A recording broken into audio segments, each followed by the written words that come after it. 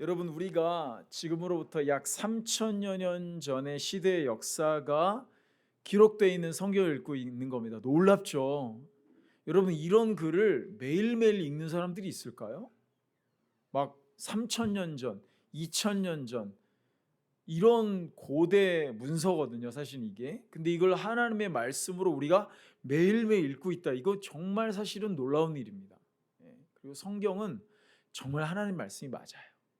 정말 맞습니다. 그러니까 이 하나님의 말씀을 매일매일 읽는다는 것 자체가 저는 놀라운 일인 것 같아요. 여러분 좀 성실하게 성경을 같이 계속 읽으면 참 좋겠습니다. 근데 그 중에서도 이 성경을 우리가 읽어 나가면서 정말 중요한 주제를 우리가 탐구해 나가고 있는데, 특별히 구약 성경에서 우리가 지금 뭐죠?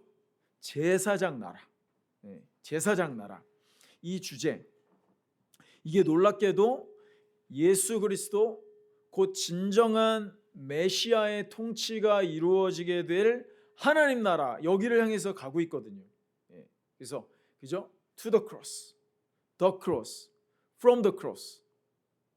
이거를 쫙 이어주는 이 주제, 이게 바로 제사장 나라, 하나님 나라다. 이거는 정말 정말 유익한 성경의 이해에 대한 이런 맥락인 것 같아요. 그래서 이 맥을 잘 잡으시면 성경이 숲으로, 통으로 이렇게 보이는 훈련을 지금 우리가 하고 있는 거죠.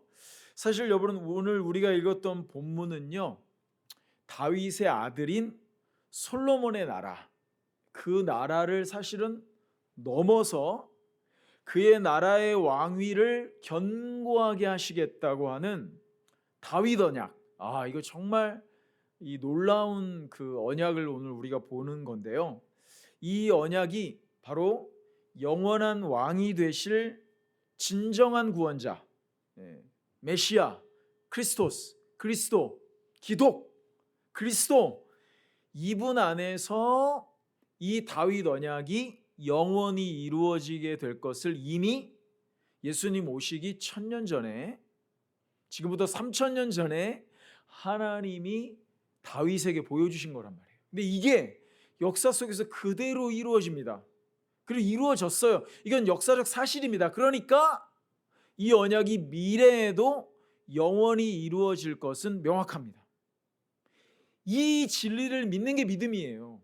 허공에 있는 걸 믿는 게 아니라 역사적 사건에 기반해서, 하나님의 언약에 기반해서 미래에도 영원히 이 말씀이 그대로 이루어질 거라고 아멘 하는 것이 우리의 믿음입니다.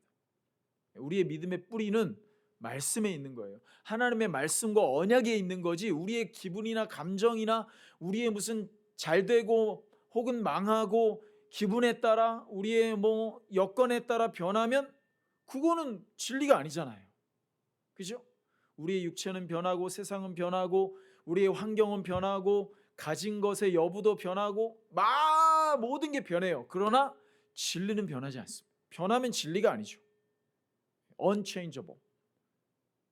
그래서 그 진리에 굳게 서서 우리가 죽음의 요단강을 건너서 저 영원한 나라에 이르기까지 이 하나님의 언약은 영원히 변치 않는다. 이게 우리의 믿음의 근거입니다. 그 중에 하나, 성경의 한 획을 긋는 것이 바로 데이비딕 카비넌트, 다윗 언약이라는 거죠. 여러분, 우리는 이 시대 정말 어지럽고 위태로운 소식을 듣고 있습니다. 그죠? 수많은 나라들의 지도자들에 대한 실망과 분노, 마음의 안정, 이런 게 막 잃어버려질 수 있는 이 불완전한 시대, 너무나 인간 왕, 인간 지도자를 의지하기에는 너무나 참 희한한 소식이 들리는, 희한한 사람들이 나라의 최고 통치자를 하고 있구나, 이럴 정도로 수많은 나라들에 대한, 왕들에 대한, 최고 지도자에 대한 실망감들이 사실 사람들이 많습니다. 그도 인간이기에. 또 물가가 오르고 많은 비즈니스들이 또 힘겹다, 이런, 또 우리 가게가 어려워지고 가스값도 오르고 참 어려운 시대를 우리가 살면서 힘겨운 소리, 부정적인 소리들이 참 많이 들립니다. 근데 여러분, 우리 그리스도인은 거기에서 낙심할 수 없습니다. 우리 철로역정의 크리스찬이 그랬듯이 그런 과정을 겪는 것은 사실이에요. 겸손의 골짜기, 사망의 음침한 골짜기, 수많은 시험들을 겪는 것은 사실이지만 오늘 이 하나님의 말씀이 우리를 흥분케 하고 우리에게 소망이 넘치도록 하는 메시지가 오늘 성경에 기록되어 있습니다. 이 다윗 언약 안에서 여러분, 이 예수님 오시기 1000년 전에 하나님이 예수 그리스도를 영원한 왕으로, 영원한 나라의 왕으로, 영원한 나라가 견고하게 될 그 왕으로 세우실 것을 이미 지금부터 3000년 전에 언약하셔서 그대로 이루어 가시는 이 하나님의 언약에 신실하신 하나님을 오늘 우리가 만난다면, 그 진리를 확신한다면, 여러분, 우리 이 어두운 시대, 사람들에게 실망하고 경제적으로 어렵고 부정적인 뉴스가 가득한 이 시대에도 우리는 소망을 품고 흔들리지 않고 좌우로나 우로 치우치지 않고 우리가 걸어가야 될 철로 역정을 끝까지 걸어가면서 영광스럽게 죽음의 요단강까지 건너서 저 영원한 천성의 영원한 약속이 오늘 다윗을 통해서 영원한 왕의 다스리심을 받는 그 나라에 우리가 입성할 그 길이 우리들에게 언약돼 있다. 이거를 확신한다면 여러분, 많은 부정적인 소문들도 우리들에겐 소용이 없을 것입니다. 우리는 승리할 수 있을 겁니다. 그래서 오늘도 우리가 제사장 나라, 요게 이제 우리가 화두니까 여기에 대해서 조금 더 이해하기 위해서 다윗이 행했던 세 가지 일, 요거를 오늘 본문을 통해서 한번 정돈을 해보도록 하겠습니다. 여러분, 사무엘과 그리고 사울을 지났습니다. 그죠? 그래서 사무엘은 브리지 역할을 했던 사람이고, 사무엘을 통해서 아이러니컬하게도 그들이 원해서 세웠던 초대 왕은 제사장 나라의 왕으로 부적합 판정을 받죠. 그래서 폐위됩니다. 그래서 다시 지난번 제가 설교 때 말씀드렸던 것처럼 하나님의 마음에 합한 자, 하나님이 왕정을 허락하셨음에도 불구하고 사독 계열의 신실한 제사장과 함께 파트너가 돼서 비록 왕정 제도를 원해서 만들어 줬지만 세상 나라의 왕정이 아니라 제사장 그룹과 함께 연합되어서 하나님의 통치를 받는 그런 왕정, 이것에 마음에 합한 자로 택함을 입은 자가 다윗이었다. 그리고 다윗은 물론 예수님의 그림자죠. 불완전하지만, 그래서 다윗은 그 이후의 모든 왕정의 뭐죠? 모델입니다. 딱 제시되는 거예요. 다윗의 길, 여로보암의 길 이러고 나오잖아요. 예, 그래서 제사장 나라의 모델로, 야, 요런 왕으로 요렇게 살면, 요렇게 하나님을 경외하고 요렇게 나의 계명을 잘 지키면 너의 후손의 나라가 영원하겠다, 이렇게 언약을 해주시는 거예요. 그런데 사실 그렇지 못했죠. 사실 하나님의 그 약속은 유효합니다. 오늘도 우리가 교육자들 같이 묵상했는데, 여러분, 만약에 다윗에게 언약한 대로 솔로몬과 그의 후손들이 하나님이 다윗과 언약했던 대로 율법을 잘 지키고 계명을 잘 지키고 하나님의 명령대로 왕정을 가져갔다면 그 나라는 영원했을 거예요. 왜? 하나님이 그렇게 약속했으니까. 그런데 솔로몬 때 가서 이미 그 언약이 파기돼 버리죠. 언약을 지키지 못해요, 인간 편에서. 그래서 나라가 망해갑니다. 그러니까 결국은 이 다윗과 언약했던 이 언약을 하나님이 완성하시고 성취하시는 것이 1000년 후에 다윗의 후손으로 오실 예수 그리스도를 통해서 이 다윗과 언약하셨던 너의 나라, 후손의 나라가 영원할 거라고 하는 그 언약이 예수 그리스도를 통해서 성취되는 겁니다. 그리고 우리는 지금 그 예수가 다스리는 하나님 나라 안에 들어와 있는 백성들이 된 거죠. 그 언약의 백성이 된 겁니다. 이것 자체가 축복이라는 거죠, 사실은. 그런데 이 다윗, 이제 우리 본문으로 들어가서 이 다윗 왕이 제사장 나라의 왕으로 왕의 모델로 제시되는 대표적인 세 가지 신뢰를 한번 우리 다윗의 인생을 통해서 보고 마지막 세 번째를 조금 더 중요하게 한번 다뤄보겠습니다. 첫 번째는 뭐냐면요, 다윗이 이제 이미 지나간 거지만 다윗이 왕이 된 후에 하나님이 이 다윗을 이 제사장 나라의 모델의 왕으로 세우신 여러 가지 이유가 있지만 이 다윗의 행위를 보면 여러분, 다윗이 왕이 된 후에 가장 먼저 한 일 중에 하나가 뭐죠? 언약궤를 어디로 가지고 오죠? 예루살렘으로 가져옵니다. 예루살렘으로. 이게 무슨 뜻이에요? 자기가 지금 왕이에요. 언약궤가 의미하는 바는 뭐죠?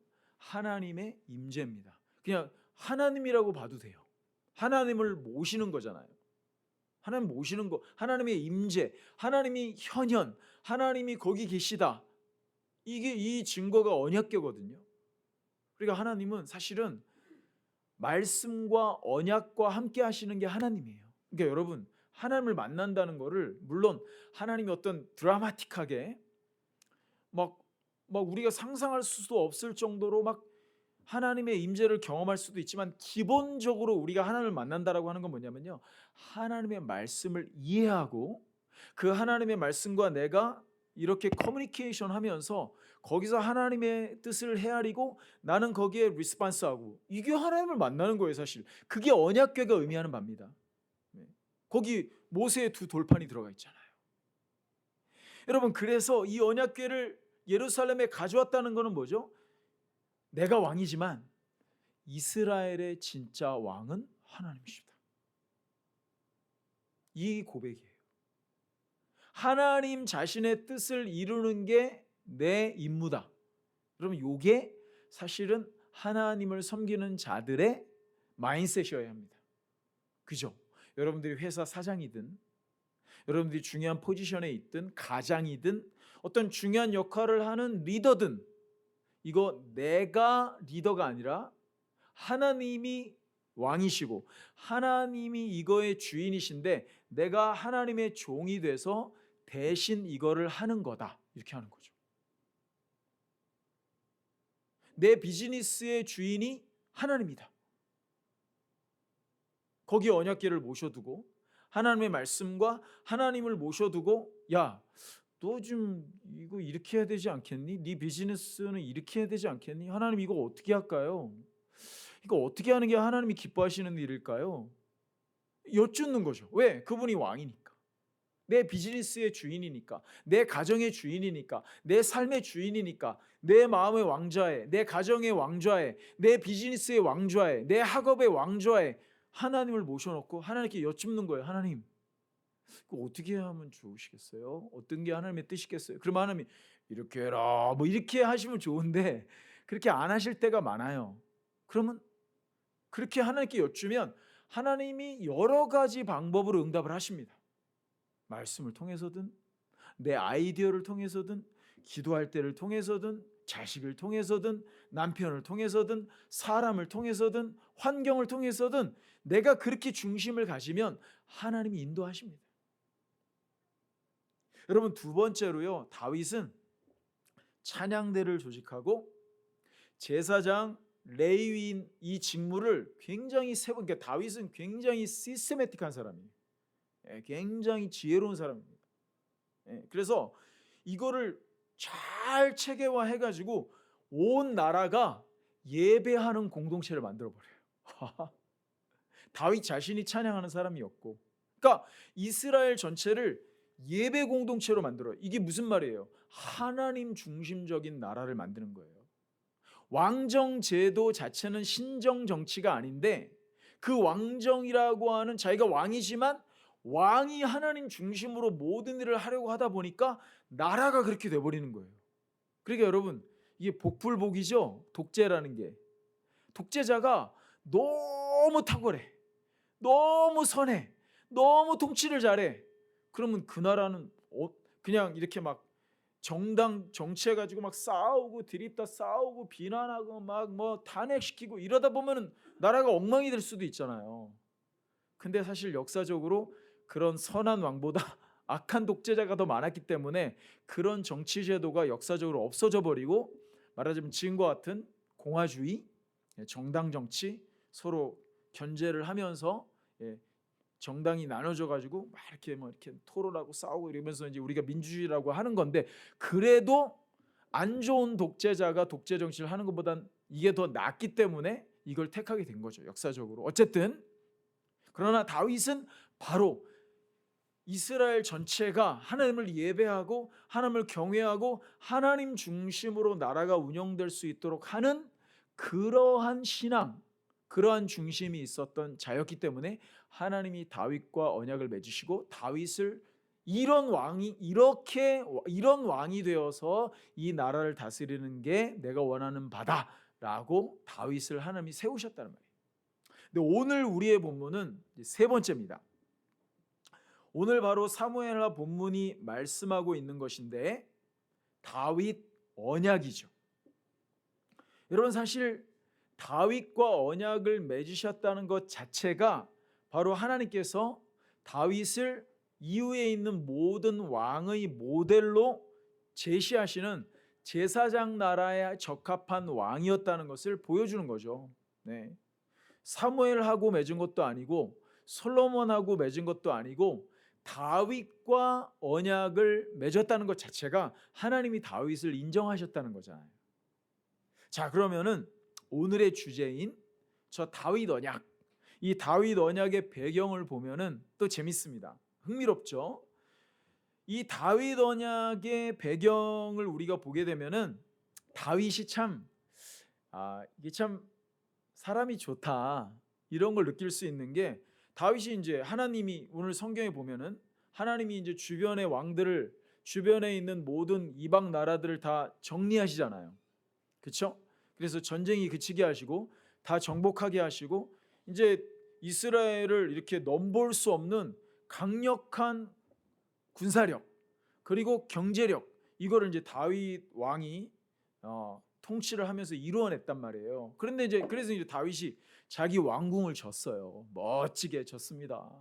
그러니까 이제 다윗이 이제 생각을 하는 거예요. 저기 왕궁에 앉아가지고, 야, 나는 이렇게 백향목으로 지은 최고의 목재로 지은 레바논에서 잘라가지고 이제 가장 좋은 나무로 궁전을 져가지고 이렇게 화려한 궁전에서 내가 살고 있는데, 하나님은 여전히 텐트 안에 텐트죠, 뭐 해달 가죽으로 그 안에 거하시는 그 하나님의 언약궤, 하나님을 생각하니까 이게 송구한 마음이 든 거예요, 다윗이. 이게 참, 그러니까 다윗이 스윗한 사람이죠. 하나님을 생각하는 사람이잖아요. 그래서 다윗이 아니다, 하나님의 언약궤를 모시고 하나님의 임재가 있는 멋진 성전을 하나 건축해야 되겠다, 이런 생각을 해서 이제 나단 선지자한테 말하니까 그거 좋은 생각입니다. 당신의 마음에 그런 생각이 들었으면 원하는 대로 하십시오. 이렇게 해갖고 이제 성전 건축을 하기로 결정을 하게 되죠. 여러분, 그래서 다윗이 요 성전 건축에 대한 생각을 했다는 것 자체가 이 이스라엘의 중심을 자기의 영광, 내 왕권, 내 권력, 사실 권력자들의 속성은 뭐죠? 권력을 팽창시키는 거잖아요. 그러다 망하죠. 권력을 가지면 그 권력을 점점 더 크게 하는 것이 권력의 속성이라고 하더라고요. 그걸 지키고 싶고 더 강하게 하고 싶고 정적들을 다 없애고 적들을 다 죽이고 이렇게 팽창하는. 그래서 이제 조 박사님이 다윗의 위대함이 뭐냐, 상비군이 엄청난 국방력과 군사력이 있었는데도 다윗은 제국을 만들지 않았다. 다윗은 하나님이 경계로 말씀하신 그 경계를 넘어가지 않았다. 역사학자들이 그렇게 말하더라고요. 로마가 왜 망했냐, 많은 이유가 있겠지만 로마가 넘지 말아야 될 경계를 너무, 그 다뉴브 강이라고 하더라고요, 너무 멀리 더 경계를 넘어가서 그들의 힘이 분산되어서 망했다, 뭐 이렇게 보는 학자들도 있더라고요. 다윗은 경계를 넘어서 제국을 만들 수도 있었고 나라들을 다 점령할 수도 있었지만 그렇게 하지 않았다는 거예요. 자기의 권력, 자기의 왕권, 자기의 욕심보다 하나님의 영광, 거기에 더 마음을 두고자 했다는 거예요.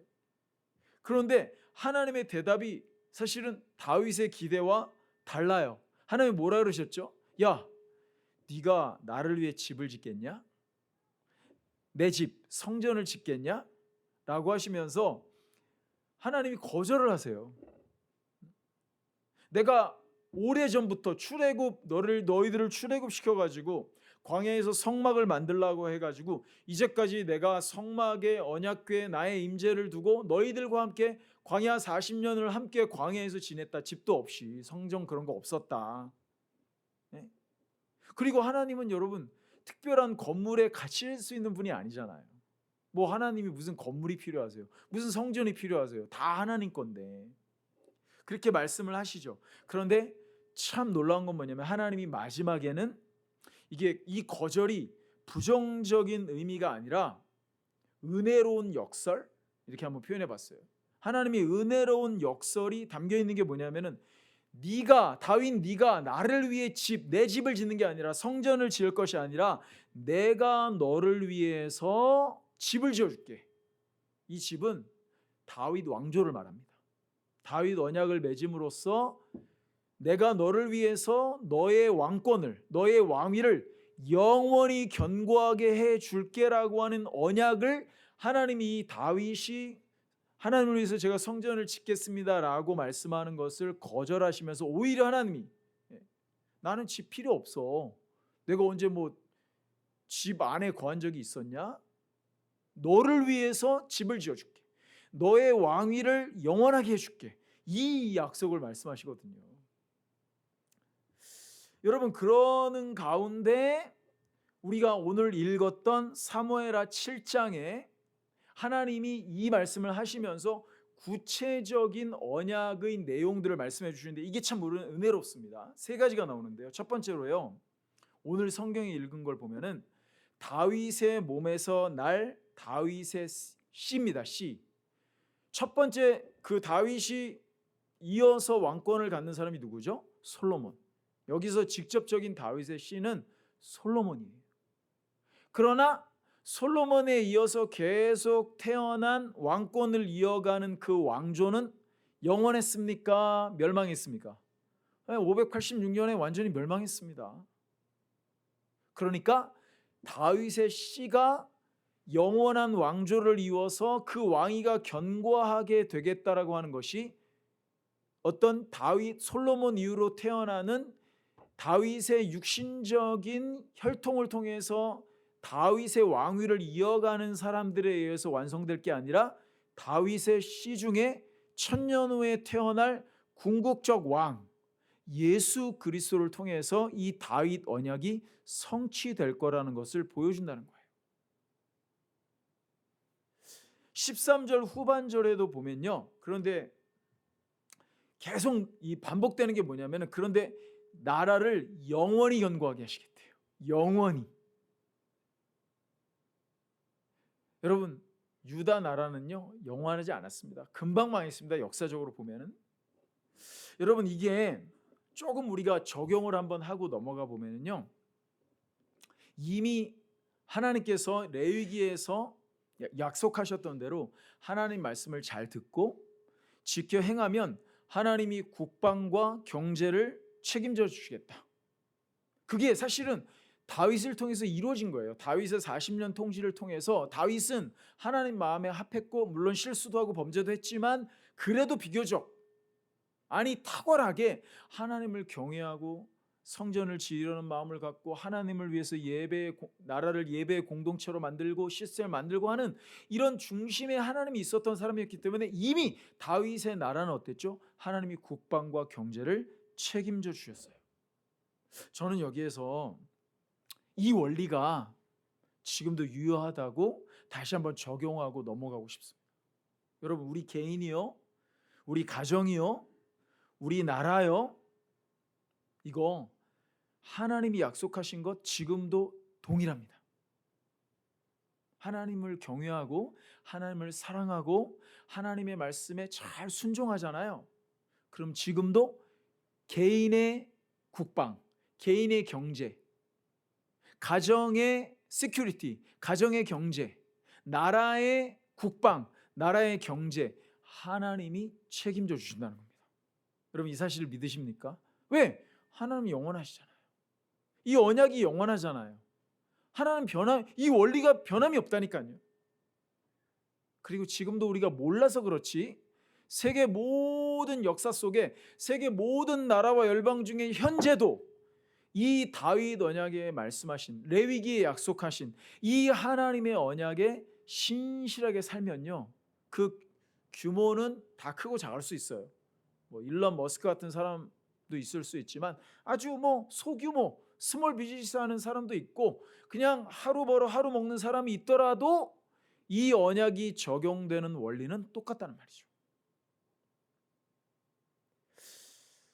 그래서 여러분, 우리가 우리 조국 대한민국이나 이 미국을 생각할 때 우리가 많은 것을 기도할 수 있습니다만, 오늘 이 말씀의 원리를 따라 우리가 하나님 앞에 기도해야 될 가장 중요한 핵심적인 기도 제목은 뭐예요?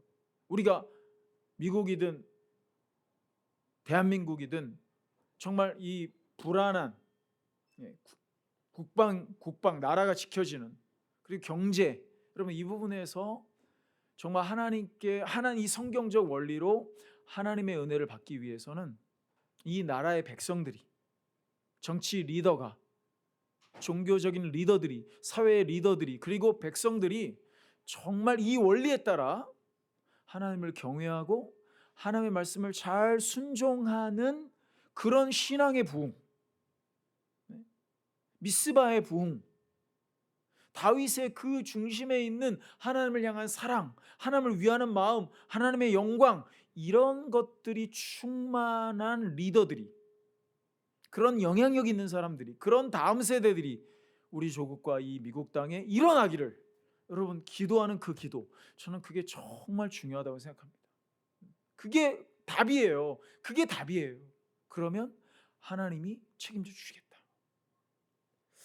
여러분, 둘째로 13절 말씀에 보시면요, 다윗의 왕권을 계승하는 솔로몬 왕이 여호와 하나님의 이름을 위하여 집을 건축할 거다. 여기 이름이라는 말을 좀 주목해 주십시오. 여러분, 그래서 다윗의 마음을 받으셨지만 하나님이 다윗을 통해서 성전을 짓게 하지 않으시죠. 솔로몬을 통해서 성전을 짓게 하시고 영원히 왕위가 견고할 거다, 이런 약속을 해주시는데, 여기서 한 가지 우리가 좀 이해하고 넘어가고 싶을 건 뭐냐면은, 아까도 말씀드린 것처럼 하나님은 성전이라는 공간에, 건물에 갇히시는 분이 아닙니다.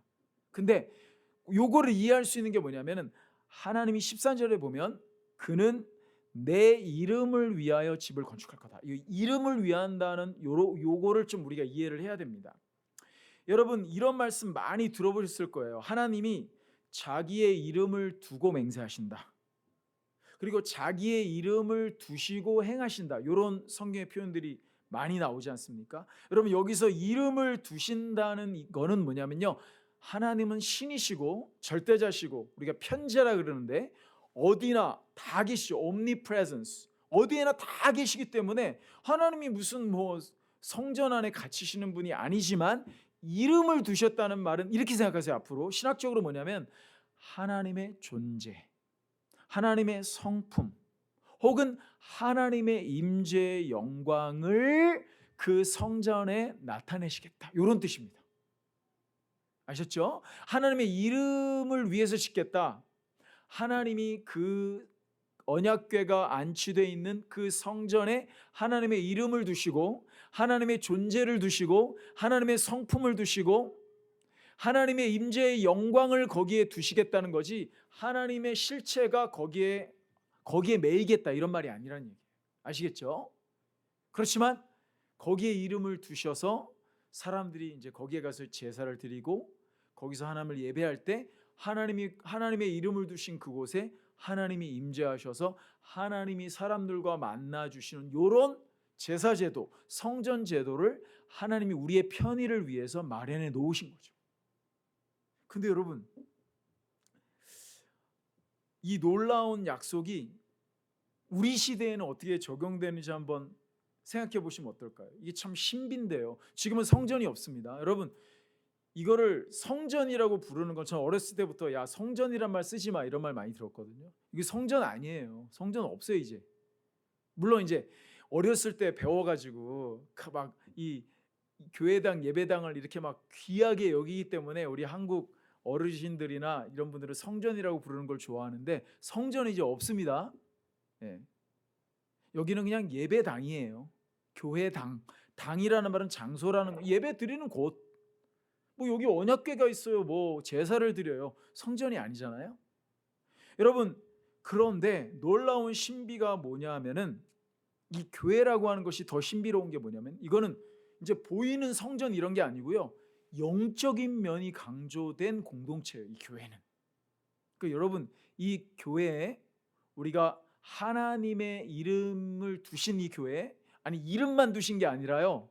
교리적으로 보면 예수께서 부활하셔서 하늘로 올라가시고 성령이 공식적으로 내리신 날이 오순절이에요. 오순절날 방언받은 날이 오순절 아니에요. 오순절의 신학적 의미는 뭐냐면 성령이 오피셜리 내려오신 거예요. 성령 시대가 돼요. 그리고 오순절은 성령이 오셨다는 건 뭐냐면 교회가 영적으로 설립됐다는 걸 의미합니다. 그래서 이 교회는요, 영적으로 그리스도의 몸이에요. 지금 영적으로. 그리고 성령이 내려오셔서 우리가 그리스도와 연합되어 있다는 것을 성령이 조명해, 깨닫게 해. 그 성령이 감동해. 그래서 저와 여러분들이 진짜 예수를 모셨다면 우리는 영적으로 어떤 사고와 경험이 가능하냐면 지금 눈에는 안 보이지만 이곳이 성령이 임재하셔서 우리를 그리스도와 영적으로 연결시키셔서 아예 그리스도 안에 우리가 거해버리는, 아니 그리스도가 영으로 우리 안에 계시는, 그래서 그런 말 쓰잖아요. 내 마음이 성전이다. 내 심령이 아예 하나님의 영을 모시는 전이 돼버리는 거예요. 진짜 성전이네요. 그리고 이 교회가 성령이 임재하셔서 그리스도가 머리시고 우리가 지체인 엄청나게 영적이고 신비한 공동체가 돼버린 게 바로 교회입니다. 그러니까 예루살렘 성전 무슨 뭐 화려했다 그러고 무슨 뭐 솔로몬 성전, 뭐 스룹바벨 성전, 헤롯 성전 이런 게 화려하고 놀랐겠지만 지금 이 교회 여기 뭐 금으로 된 거 하나도 없죠. 그냥 허름한 것 같지만 이게 눈에 보이는 건물이 중요한 게 아니라 성령이 내려오셔서 지금 영적으로 우리를 하나 되게 만드시고 그리스도가 내 마음에 거하게 하신 이런 종류의 성전을 우리가 가지고 있고 우리가 그 교회를 함께 이루고 있다. 이게 정말 놀라운 은혜라고 하는 것이죠. 그래서 여러분, 우리가 마음이 어두워지거나 죄를 짓거나 이러잖아요. 그러면 우리의 지성이, 우리의 마음이 이걸 예민하게 잘 이해하지 못하고 느끼지를 못해요. 근데 이게 성령이 충만하고 그리고 지성이 날카롭고 영적으로 예민하잖아요. 그걸 느낍니다. 여러분 그런 경험 있으세요? 이게 지금 이 예배당이라는 게, 이 교회라는 게 이게 그냥 뭐 왔다 갔다 이런 게 아니구나. 이게 정말 성령이 우리를 하나로 묶으시고 영적으로 우리가 예수 안에 함께 거하고 예수의 지체들이 되어서 우리가 정말 뗄 수 없는 연합, 홀리 커뮤니언, 그리스도께 붙어있는 우리가 서로 붙어있는 이게 한 덩어리구나. 이거를 느낀다고.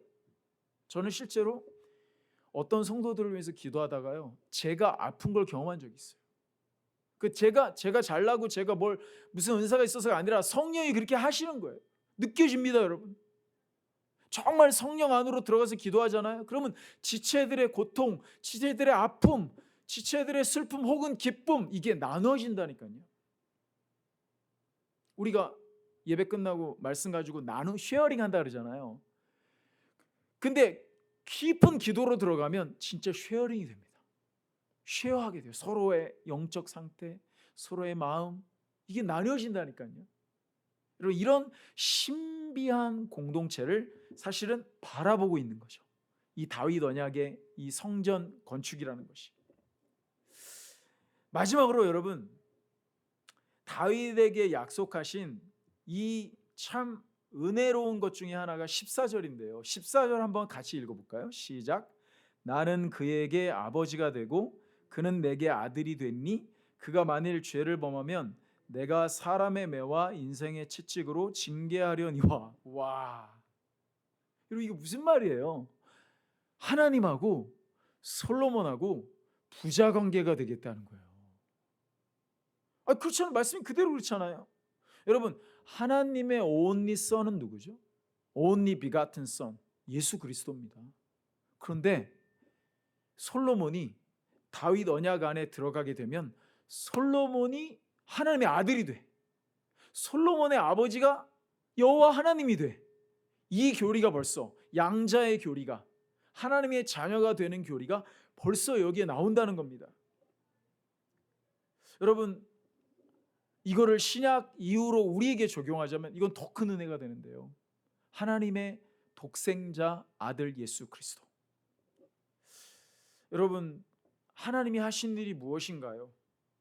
때가 차서 다윗과 솔로몬의 혈통을 통해서 태어난 그 아기, 그가 33년 동안 육체적으로 완숙해지신 그때, 때가 참에 하나님이 그를 십자가에 못 박아 죽이시고 죄를 담당하게 하시고 그에게 우리의 죄를 전가시키시고, 그래서 그가 심판을 당하시고 그가 성취한 의를 우리에게 전가시키시고 우리에게 너는 의인이다, 법적으로 너는 내 아들이야, 양자다, 이거를 우리에게 선언해 주심으로써 하나님의 친자식은 우리 때문에 십자가에서 죽으시고 우리 같은 죄인들을 하나님의 양자 삼으시는 이 놀라운 일의 그림자가 이미 다윗 언약 안에 있다는 겁니다.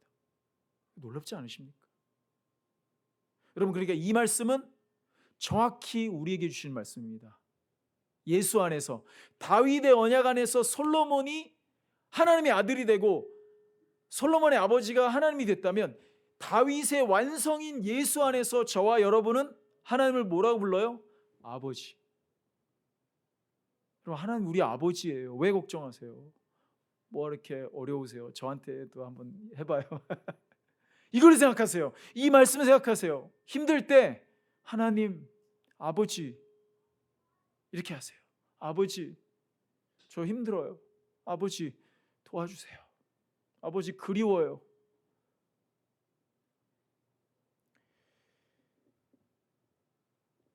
이 놀라운 은혜를 하나님이 우리에게 주신 것은 너무나 큰 위로입니다, 여러분.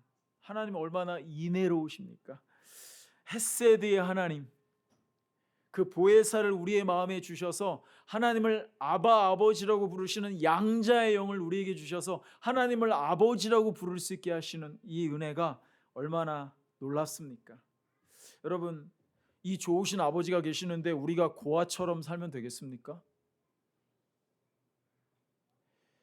우리가 어떻게 하나님을 무시하고 그분을 잊고 살 수 있겠습니까? 여러분, 하나님을 무시하고 하나님 없이 사는 것은 도박과 같은 삶입니다.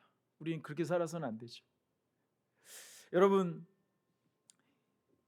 마지막으로 다윗 언약 안에 있는 이 가장 위대한 진리가 오늘 바로 눈치채셨겠지만 이 짧은 구절 안에 영원이라는 말이 3번이나 나오는, 솔로몬의 왕위를 영원하게 하셨다.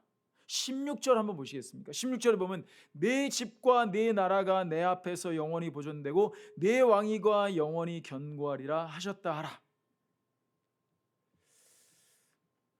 다윗 왕조가요 420년에 불과합니다. 420년 있다 망해요. 그런데 계속 반복되는 것처럼 이것이 다윗 이후 1000년 후에 태어나실 예수 그리스도 안에서 영원한 나라가 완성되는 거죠.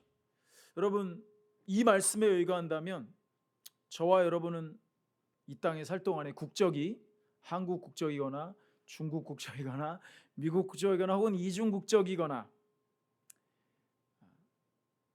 이 세상 나라의 시민이긴 하지만 동시에 저와 여러분은 여기 다윗 언약에 말씀하신 예수 그리스도를 통해서 완성된 영원한 나라의 시민인 줄 믿습니다. 여러분, 이 나라의 영원한 왕이신 하나님 아버지의 자식들입니다. 저 여러분. 여러분 프라우드 하셔야 돼요.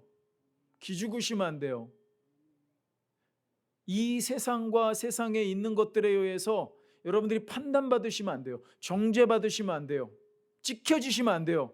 여러분, 우리는 세상이 뭐라고 말하든, 어떤 뉴스가 들리든, 세상 사람들이 나를 뭐라고 말하든, 여러분 don't care 하세요. 하나님께 집중하십시오. 우리의 왕은 하나님이시고요, 하나님이 다윗을 통해서 약속하신 이 영원한 하나님 나라의 언약이 저와 여러분들에게 적용되어 있습니다. 우리는 언젠가, 오늘 철로역정 하겠지만 죽음의 요단강을 건널 겁니다. 영광스럽게 믿음으로 건넙시다. 그리고 저 영원한 나라의 시민으로 영원토록 살아가게 될 것이에요. 이 땅에서 살아갈 동안 여러분, 하나님이 언약하신 대로 여러분들의 아버지십니다. 예수가 성령으로 여러분들 안에 견고하게 계세요. 이 진리를 붙드십시오.